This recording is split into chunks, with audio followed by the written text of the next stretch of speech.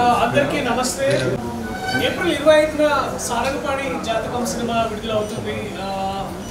And ఇవాళ విజయవాడ రావడానికి ముఖ్యమైన కారణం ఇక్కడ ఉన్న ఆడియన్స్ని, ఇక్కడ ఉన్న ప్రేక్షకుల్ని కలవాలనే ముఖ్య ఉద్దేశం అది. సో అందుకనే ఇక్కడ పొద్దున మార్నింగ్ బాబాయ్ హోటల్కి వెళ్ళి అక్కడ చాలా మంది కలిసాము. ఇప్పుడు ఇవాళ మీ అందరూ విలేకరులు కలుస్తున్నాము. తర్వాత గుంటూరు కాలేజ్ కూడా వెళ్దామని అనుకుంటున్నాం. గుంటూరులో ఒక కాలేజ్కి వెళ్తున్నాము. అలాగే సో ఇవాళ వెరీ ఈవెంట్ఫుల్ డే. ఇవాళ విజయవాడకి సినిమాకి ఎంత సంబంధం ఉందో మీకు ప్రత్యేకంగా చెప్పాల్సిన అవసరం లేదు. అండ్ ఇక్కడ ఉన్న ప్రేక్షకుల ఆదరణ మాకు ఎప్పుడు దొరుకుతుంది. అండ్ మళ్ళీ 20వ తారీఖు అది కాస్త కావాలని రిక్వెస్ట్ చేద్దామని వాళ్ళు ఇక్కడికి వచ్చాము. So thank you so much for coming all అందరూ వచ్చినందుకు ఇక్కడ చాలా చాలా థ్యాంక్స్. మరిన్ని ఇంకా వివరాలు ఏమైనా కావాలంటే మేము ప్రశ్నకి సమాధానం ఇస్తాము. మనం ఫ్రీ వీల్గా మనకు తోచినట్టు మనం చేస్తూ ఉంటాం. సో కాస్త ఆ నమ్మకాన్ని కాస్త అక్కడ దూరంగా కాస్త పెట్టి దాన్ని నా నమ్మకాన్ని నమ్ముతూ అంటే బేసిక్గా అంటే జాతకాలు ఎప్పుడైనా చూపించుకుంటా ఉంటారు రెగ్యులర్లీ. అంటే దాని ప్రకారం ఈ మూవీ ఇప్పుడు మీరు మూవీ ఏదైనా రిలీజ్ చేయాల్సి వస్తుంది, పలానా డేట్ బాగుంటుంది, సో ఈ డేట్ని రిలీజ్ చేద్దాము చేయడం వల్లనే మనకి బిజినెస్ మంచిగా ఉంటుందని ఏదైతే తారీఖు డిసైడ్ చేస్తారో. అంటే ఫర్ ఎగ్జాంపుల్ ఇది కూడా 18న విడుదల అవ్వాల్సింది 25కు పుష్ చేస్తాం. కేవలం కాస్త థియేటర్స్ అవైలబిలిటీ, తర్వాత పీపుల్ మూవ్మెంట్ని దృష్టిలో ఉంచుకొని తీసుకున్న నిర్ణయం మా ప్రొడ్యూసర్ గారు. సో అందుకనే అది ఇప్పుడు అదే జాతకం అదే మాకు ఫేవర్ అని అనుకొని చేయడం తప్పితే ఈ డేట్ బాగుంది కాబట్టి మేము ఆ రోజు వస్తాం అనుకునే అంటే పరిస్థితి ఉండకపోవచ్చు సాధారణంగా.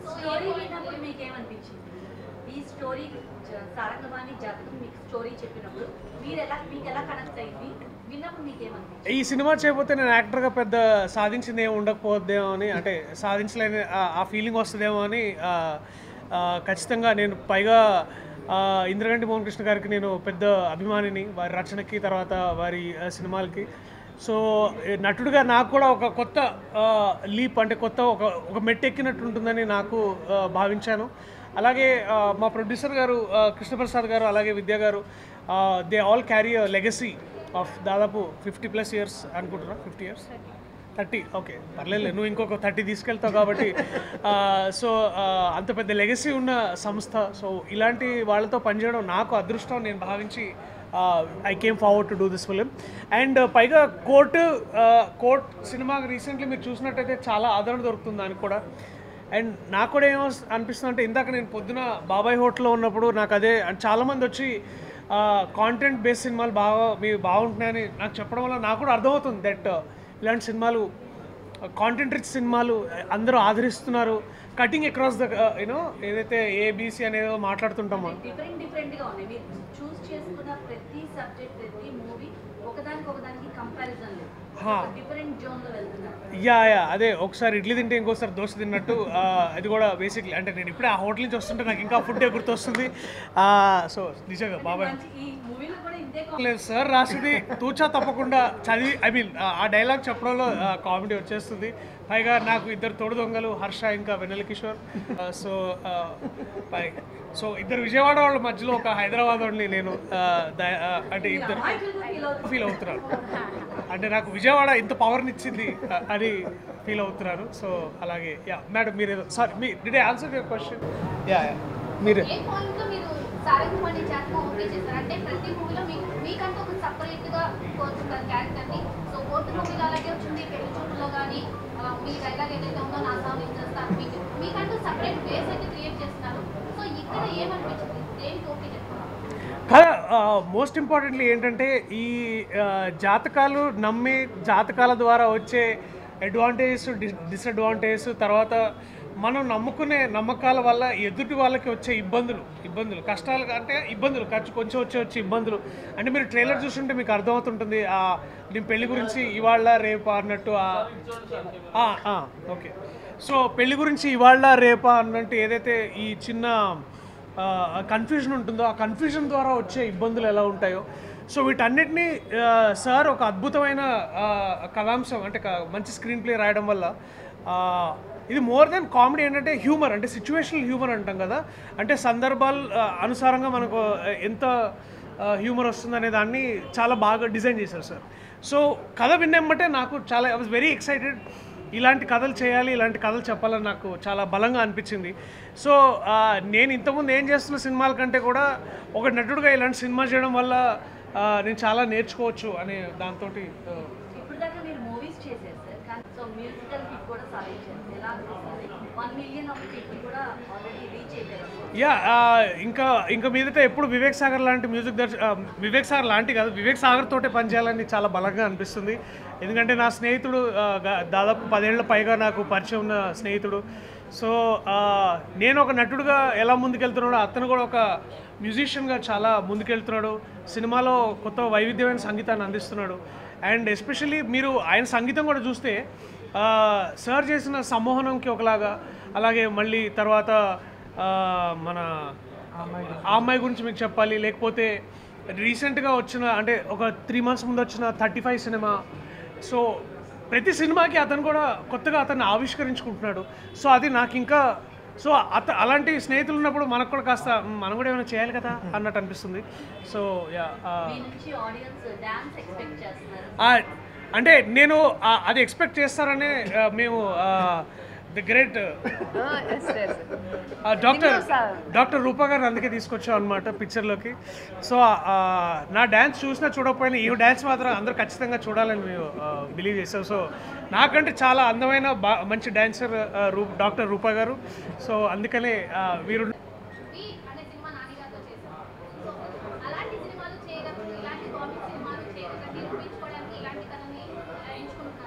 అలానే లేదండి, అన్ని రకాలు. నేను ముందర నుంచి నా కెరియర్లో చాలామందికి పర్లేదు ఇక్కడి నుంచి మాట్లాడతాను. ఐ థింక్ ఇట్స్ ఆడిబుల్, అన్ని మైక్స్కి రావు. జనరల్లీ నేను ప్రతి ఫస్ట్ సినిమా నుంచి ఇప్పటివరకు నేను చేసిన 12 సినిమాల్లోనూ ఒక సినిమాకి ఇంకో సినిమాకి పొంతన ఉండదు. అది డెలిబరేట్గా నేను చేస్తాను. చాలామందికి కమర్షియల్ టర్మ్స్లో తెలియని విషయం ఏంటంటే, నాకు అన్నిటికంటే నా పెద్ద హిట్ కమర్షియల్లీ జెంటిల్మన్.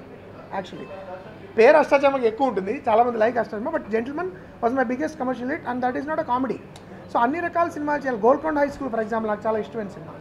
సో ఒక్క రీజన్ ఏంటంటే ఇప్పుడు యాక్షన్ సినిమాలు ఎక్కువైపోయాయి, నరకుళ్ళు రక్తపాతాలు ఎక్కువయ్యాయి, బ్లడ్ షెడ్ ఎక్కువైంది మన సినిమాలో. జనరల్లీ నా కుటుంబంతో వెళ్ళి చూడడానికి సినిమాలు ఉన్నట్ల, అంటే సరదాగా వెళ్ళి ఒక మంచి ఫన్ ఫిల్మ్ చూద్దాము అంటే మనకు గతంలో తెలుగులో సంవత్సరానికి ఒక 4-5 సినిమాలు వచ్చేవి. జంజాల్ గారని, ఈవీవి గారని, లేకపోతే రేలంగి నరసింహారావు గారని, తర్వాత ఎస్వి కృష్ణారెడ్డి గారు, ఇలా ఒక 5 సినిమాలు జస్ట్ ఫర్ ఫ్యామిలీ. అవి తగ్గాయి అని అనిపించింది. ఉన్న కామెడీస్ కూడా ఎట్లా ఉన్నాయంటే either they are little adult humour ఉంటుంది, రీల్ బేస్డ్ హ్యూమర్ ఉంటుంది. అలా కాకుండా మొత్తం ఏజ్ అక్రాస్ ఏజ్ బార్, ముసలివాళ్ళ దగ్గర నుంచి చిన్నపిల్లల వరకు కూడా వెళ్ళి కూర్చుని చూడగలిగే ఒక మంచి కామెడీ చేయాలి అని నాకు ఎప్పటి నుంచి ఒక 4-5 ఏళ్ళుగా ఉన్న ఐడియా ఇది. ఫైనల్లీ ఈ సినిమా ద్వారా తీరింది. దట్ ఈస్ అంటే దర్శి మొదటి ట్రిగర్ అదేనండి, నా చావు నేజ్ వస్తా ఇస్ ద ఫస్ట్ ట్రిగర్. తర్వాత F2 లాంటి సినిమాలో సపోర్టింగ్ రోల్లో కూడా చాలా మంచి హ్యూమర్ చేశాడు. ముఖ్యంగా సేవ్ ద టైగర్స్ అని ఒక వెబ్ సిరీస్ చేశాడు. సో బేసికల్లీ ఒక నటుడు, వైవిధ్యపరమైన నటుడికి అన్నీ చేయగలగాలి, అట్లాంటి నటుడు దర్శి. ఇంకోటి ఈ సినిమాలో ఏంటంటే, సాధారణంగా కామెడీ సినిమాలు అంటే మన వాళ్ళు ఏమనుకుంటారంటే కామెడీ చేయాలి అనుకుంటారంటే ఏదో ఒక మొహాన్ని ఎట్లా తిప్పాలి, వెకిలి వేషాలు వేయాలి, పిచ్చి గంతులు వేయాలని. అలా కాకుండా వాళ్ళ క్యారెక్టర్ వాళ్ళు సరిగ్గా చేస్తే మనకి నవ్వు రావాలి. దీనిలో సారంగపడి అనేవాడు నానా అవస్థలు పడుతూ ఉంటే అతను చూసి మనం నవ్వాలి, కానీ అతను మనం నవ్వించడానికి ట్రై చేయకూడదు. అది అర్థం చేసుకునే నటుడు కావాలి ఈ సినిమాకే నేను అనుకున్నాను. నాకు లక్కీగా దర్శి దొరికింది.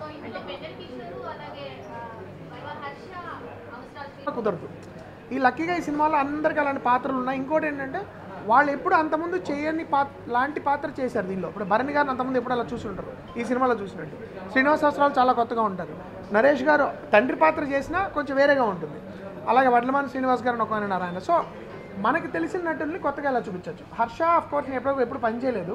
మంత్ ఆఫ్ మధు సినిమా చూసి నాకు చాలా నచ్చి తీసుకోవడం జరిగింది. అండ్ హర్ష చాలా కొత్తగా ఉంటాడు ఈ సినిమాలో. సో ద ఐడియా ఏంటంటే ఇప్పటివరకు మనకు తెలిసిన నటుల్ని మనం కొత్తగా చూపించగలమా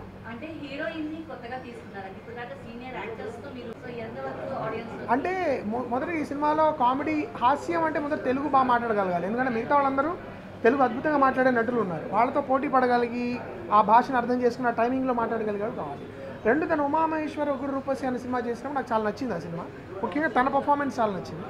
సో ఈ సినిమాకి కరెక్ట్గా వీళ్ళందరితో పాటు నిలబడగలిగే అమ్మాయి ఉండాలి, తెలుగు బాగా మాట్లాడగలగాలి అనుకుని నేను రూపా అనుకోవడం జరిగింది. ప్లస్ తను ఆల్సో డాన్సరు, చాలా బాగా డాన్స్ చేస్తుంది. మాకు సెట్ మీద ఎప్పుడైనా జ్వరాలు అవి వచ్చినప్పుడు డాక్టర్ కూడా డోలో 650 అది ఇస్తూ ఉండేది. సో మల్టీపర్పస్ ఇది ఉంటుంది మనకి. అమ్మాయిని హైర్ చేసుకుంటే అన్ని విధాలుగా మనకి లాభదాయకం అని చెప్పి నేను రూపాన్ని తీసుకోవడం జరిగింది. But she's a brilliant actor.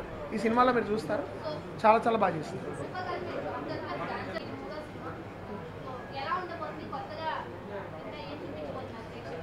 డెఫినెట్గా చాలా కొత్తగా ఉండబోతుంది. Like full fun on entertainment. I think this the first time నేను ఒక comedy rom com film I think this the first time ఒక రామ్ కామ్ ఫిలిం చేయడం కంప్లీట్. అండ్ ఇంద్రగంటి గారు ఆయన మార్క్ కామెడీకి ఆయన చాలా సపరేట్ మార్క్ ఉంటుంది ఆయన ఇంద్రగంటి గారి సినిమాల్లో. సో ఆయన నా డ్రీమ్ డైరెక్టర్, ఆయనతో వర్క్ చేయడం అనేది. So I think and Priyadarshi is like he being a wonderful actor and with every cinema grow అవుతున్నారు ఆయన. సీనియర్ యాక్టర్ దర్శి వయసు మీరు ఎన్నో సంవత్సరాలు పెంచేశారు. చాలా భయపడ్డానండి ఆల్తో యాక్ట్ చేయడానికి. అంటే పైగా తను ఓకే లేదు, నేను చాలా భయపడ్డాను. But Darshi is like very friendly అండి. చాలా అంటే ఆయన ఎక్కడుంటే అక్కడ ఫుల్ ఎంటర్టైన్మెంట్ వైబ్ ఉంటుంది, ఫుల్ ఎంజాయ్మెంట్ మూడ్ ఉంటుంది. సో అంటే ప్రతి చోట ఒక కొత్త కోణం ఆవిష్కరిస్తామని అట్లా. But ya it's beautiful. చాలా బాగా అనిపించింది. ఫుల్ నవ్వుకున్నా నేను. నెరేషన్ మొత్తం నేను నవ్వుతూనే ఉన్నాను. లైక్ ఆల్మోస్ట్ ఇంకా సెకండ్ హాఫ్ అయితే నేను చాలా నాకు నొప్పి వచ్చింది. నవ్వి నవ్వి నవ్వి నవ్వి అంత ఫుల్ ఆన్ హిలేరియస్ ఉంటుంది cinema. So I think yeah మీరు కొత్త రూపాన్ని డెఫినెట్గా చూస్తారు. అండ్ ఐ థింక్ ఒక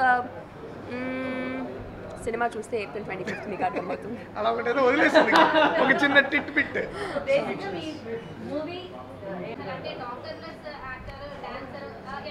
అంటున్నారా? ఓకే కూడా నీ పేరు సాయి రూపా అని మార్చేసుకో. అంటే వండర్ఫుల్ యాక్ట్రెస్ అండి. నాకు గుర్తుంది, ఐ థింక్ ఎవరో అన్నారు కూడా, ఒక సాయి నెక్స్ట్ తెలుగు సాయి పల్లవిలాగా తయారయ్యగలిగే అవగలిగే అన్నది ఇది అవగలిగే సమర్థత ఉన్న నటి అని. అంటే విత్ ఆల్ జోక్స్ అపార్ట్ అండి, షీఈ్ రియల్లీ కేపబుల్. ఎందుకంటే ఉమామహేశ్వర ఉగ్ర రూపసి లాంటి సినిమాలు ఎంత సీరియస్గా చేయగలదో ప్రూవ్ చేసుకుంది. దీనిలో కూడా తన పాత్రలో కామెడీ కాకపోయినా కామిక్ ఎలిమెంట్స్లో క్లైమాక్స్కి వచ్చేటప్పటికి చాలా బాగా అందరినీ కలిపి వాళ్ళందరితో నిలబడగలిగింది. భరణి గారు, శ్రీనివాస అవసరాల, దర్శి, వెల్లకిషోర్, హర్ష వీళ్ళ మధ్యలో నిలబడి తెలుగు సరిగ్గా మాట్లాడి ఆ టైమింగ్లో ఉండడం అంటే చాలా పెద్ద ఛాలెంజ్ అది. I think Roopa did a great job. అతని పేరులోనే నో జనరలీ యాక్చువల్లీ నేను శ్రీనివాస అవసరాల టాలెంట్కి పూర్తిగా ఎప్పుడు న్యాయం చేస్తున్నాను నేను అనుకోనండి. ఎందుకంటే ఎప్పుడు ఏమవుతుంటుందంటే ముఖ్యంగా ఈ సినిమాలో ముందర శ్రీని అనుకోలేను నేను. అంటే రాసిన పాత్ర ఇది శ్రీని చేస్తే బాగుంటుందా లేదా అని చివరికి ఒక స్టేజ్కి వచ్చిన తర్వాత తను పిలిచి నువ్వు చేయాలి, పెద్ద పాత్ర కాదు ఇది, బట్ చాలా ఇంపార్టెంట్ రోల్ ఇది, తను మాత్రమే చేయగలడు, నువ్వు ఇంకెవరు నాకు చేసేలా అనిపించట్లేదు అని నేను తను రమ్మన్నది జరిగింది. కాబట్టి శ్రీనివాస అవసరాల అనే వాడు ఎలా ఉంటుందంటే it's like the alter ego అంటాను చూడు, మనకి సెకండ్ పర్సన్ అలాగా. అంటే మనం ఏమనుకుంటున్నాం అది వెంటనే పలికించగలిగే చాలా తక్కువ మంది నటుల్లో శ్రీనివాస అవసరాలు ఒకడు. And it's a great character. ఈ సినిమాలో ఇప్పటివరకు శ్రీని ఎవరు ఇలా చూసి ఉండరు. రెండు తను కూడా తను ఇలా చూసుకోలేదు. కాబట్టి I hope it's a great thing. దానిలో కొంత నిజం ఉందండి. అది దాని తాలూకు వివరాలు నేను ఇప్పుడు చెప్పలేను. We're still discussing. ఖచ్చితంగా అంటే it's like a dream project అది నాకు. మనం అనుకుంటాం కదా లైఫ్లో ఈ సినిమా చేస్తే ఇంకా this is it, do or die kind of project అది. దానికి చాలా శ్రమ పడాలి, టైం వెచ్చించాలి. దాదాపు ఒక సంవత్సరంన్నర పడుతుంది. ప్రీ ప్రొడక్షన్ షూట్కే పడుతుంది అది. సో అది వచ్చినప్పుడు అఫీషియల్గా I will be able to talk more about it. But definitely we're discussing it seriously. అనిపిస్తుంది అంటే మనకి బేసిక్గా విజయవాడలో అంత ఎక్స్పోజర్ ఉండదు కదా మెయిన్లీ అమ్మాయిలకి. అంటే అంత అవుట్ గోయింగ్ ఉండదు. At least my family is like very orthodox family. But Vijayawada వాళ్ళు చాలా టాలెంటెడ్ అండి, లైక్ చాలా talented people. Sir is from Vijayawada as well. So ya bundles talent ఉంటుంది మా విజయవాడ వాళ్ళలో. I think as I found the right space. కరెక్ట్గా మంచి మంచి సినిమాల్లో అలా ప్లేస్ అయ్యాను లక్కీగా. అండ్ ఇంద్రగంటి గారితో వర్క్ చేయడం ఇట్లాగా ఐఎమ్ సో హ్యాపీ. మన విజయవాడ పేరు అన్ని చోట్ల వినిపిస్తుంది. ఈరోజు ఎక్కడికి వెళ్ళినా అరే మన విజయవాడ అమ్మాయి సినిమాల్లో చేస్తుంది అంటే లైక్ ఐఎమ్ ప్రౌడ్, హ్యాపీ. చాలా చాలా ఇంకా మన విజయవాడ అమ్మాయిలు రావాలి ఇండస్ట్రీలోకి అని కోరుకుంటున్నాం. లేదు, నాకు నా మెడిసిన్ ఉంది కదా, సో ప్యారలల్ ఎగ్జామ్స్ కూడా రాసుకుంటూ ఎలా మేనేజ్ చేస్తున్నారంటే అట్లా ఏం చెప్తాను. సో అంటే అలవాటైపోయిందండి, లైక్ చదువుకుంటూ యాక్టింగ్ చేసుకుంటూ అట్లా మేనేజింగ్. లైక్ దానికంటే కరెక్ట్గా ప్రణాళిక నేను చెప్పలేను ఎలా చేస్తున్నాను అనేది, బట్ అలా going with the flow. Yeah, definitely. It's great addition to my life in terms of overall my understanding with life. కానీ చాలా మారుతుంది. అంటే మాన్యుమెంటల్ డిఫరెన్స్ వస్తుంది కదా ఆడవాళ్ళు మగవాళ్ళ జీవితంలోకి వస్తే బేసికల్లీ. అలాగే ఆ డిఫరెన్స్ వచ్చింది డెఫినెట్లీ. నేను సహకారం అంటే డెఫినెట్లీ వాళ్ళు ఇన్వాల్వ్ అవ్వరు. ఫ్యామిలీ బేసికలీ నా డెసిషన్ మేకింగ్ ఇన్వాల్వ్ అవ్వరు. వాళ్ళు సినిమా చూసి బాగుంది బాగాలేదు ఎందుకు బాగాలేదని చాలా బాగా ట్రోల్ చేస్తారు. సో అదొకటి చాలా బాగా అనిపిస్తుంది అన్నమాట.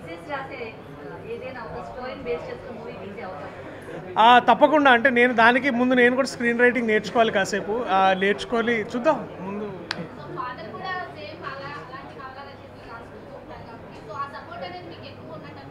ఎస్, అంటే సో అదే that the support doesn't come before choosing a film. అది సపోర్ట్ ఈజ్ ఇన్ లైఫ్. కాకపోతే నేను అనేది ఏంటంటే సినిమా చూసే వాళ్ళు ఎక్కువ నన్ను నా వర్క్ని డిసైడ్ చేస్తారు, జడ్జ్ చేస్తారు. So that is what is. Finally movie గురించి ఏంటంటే 25వ తారీఖు మీ అందరినీ థియేటర్స్కి ఆహ్వానిస్తున్నాం. ఎందుకంటే ఈ సినిమా చూసి మీరు అందరూ సంతోషిస్తారని మా గట్టి నమ్మకం. కామెడీస్ జనరల్లీ థియేటర్స్లో ఎలా వర్కౌట్ అవుతాయో మీ అందరికి తెలుసు. కామెడీ సినిమాలో ఎస్పెషల్లీ ఇంద్రగంటి మోహన్ కృష్ణ గారు రచన దర్శకత్వం ఇచ్చిన ఇంతకుముందు చిత్రాల్లో మీరు చూసుంటారు. తెలుగు స్పష్టంగా వినపడమే కాదు, తెలుగు స్పష్టంగా మీకు వినబడుతుంది, కనబడుతుంది. భాషాభిమానం ఉన్న వాళ్ళు ప్రతి ఒక్కళ్ళకి చాలా ఎక్కువగా నచ్చుతుంది. అదొక్కటే రీజన్ కాదు.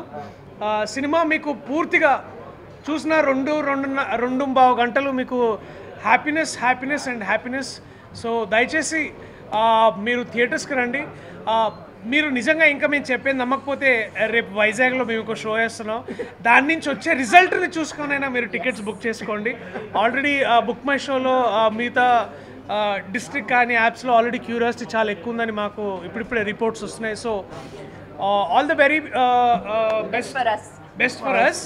అండ్ ఆల్సో రిక్వెస్టింగ్ బెజవాడ ప్రేక్షకులందరికీ మీ ఆదరణ కోసం మిమ్మల్ని థియేటర్స్కి ఆహ్వానించాలనుకుంటున్నాం. సో అందరూ కుటుంబాలతో సార్ అన్నట్టు పర కుటుంబాలతో కూడా వచ్చి మీ స్నేహితులతో కూడా వచ్చి చూడదగ్గ cinema. Thank you so much అందరూ.